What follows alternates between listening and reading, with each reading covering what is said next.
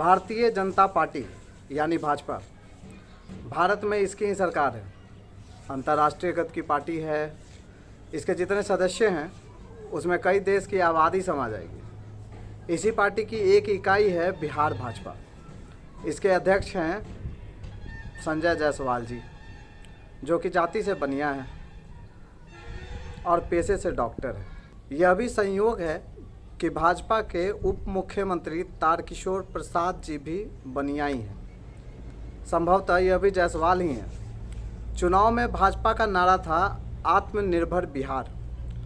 उसकी सहयोगी पार्टी है जदयू, जिसका नारा था 7 निश्चय। सरकार बनी तो हो गया आत्मनिर्भर बिहार के 7 निश्चय। हमको आज तक न आत्मनिर्भर बिहार का अर्थ समझ में आया है और ना ही 7 निश्चय का। खैर, 4 पहिए की सरकार चल रही है। इस पर 5वां एक निर्दलीय गाड़ीवान भी है।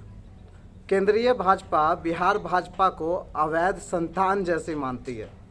उसे लगता है कि बिहार भाजपा सहयोगियों की उपज है, इसलिए हर मामले में भेदभाव करती है। बिहार की जदयू सरकार में भाजपा सहयोगी दल है।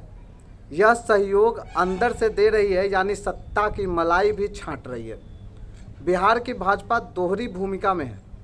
करीब 1.5 दर्जन विधायक और विधान पार्षद सरकार में मंत्री बनकर नीतीश कुमार के सत्ता नाद में थोथुन रगड़ रहे हैं और मलाई चाव रहे हैं। बाकी भाजपा के विधायक और विधान पार्षद विपक्ष में हैं। विधानमंडल में कार्यवाही के दौरान सरकार के पक्ष में खड़े होते हैं और उसके बाद विपक्ष की भूमिका में होते हैं। भाजपा के प्रदेश अध्यक्ष भी कभी कभी सरकार के पांव में बेड़ी फंसाने से चूकते नहीं हैं। अन्य नेताओं की अंतरात्मा भी कभी कभी जाग जाती है। कोरोना त्रासदी से बिहार जूझ रहा है। ऑक्सीजन, वैक्सीन, अस्पताल बेड से लेकर वेंटिलेटर तक के अभाव का सामना करना पड़ रहा है। भाजपा शासित अन्य राज्यों में केंद्र सरकार पूरा सहयोग कर रही है, लेकिन बिहार उसकी प्राथमिकता में नहीं है। केंद्रीय भाजपा मानती है कि अवैध संतान की औकात क्या होती है। आत्मनिर्भर बनने के लिए छोड़ दिया है। बिहार के मुख्यमंत्री हैं नीतीश कुमार। केंद्र सरकार के खिलाफ कुछ बोल नहीं सकते हैं। भाजपा के खिलाफ भी कुछ नहीं बोल सकते हैं, क्योंकि सत्ता का चारा भाजपा की लगी से ही काट रहे हैं। इसलिए बिहार बेचारा हो गया है। बिहार की चतुरंगी सरकार के पास आश्वासन देने के अलावा कुछ नहीं है। आत्मनिर्भर बिहार के 7 निश्चय बिहार विनाश की व्यवस्था में तब्दील हो गया है।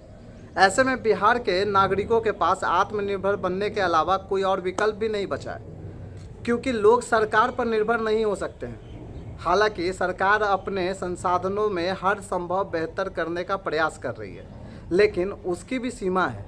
केंद्र के भरपूर सहयोग के बिना त्रासदी से निपटना किसी भी राज्य सरकार के लिए संभव नहीं है। धन्यवाद।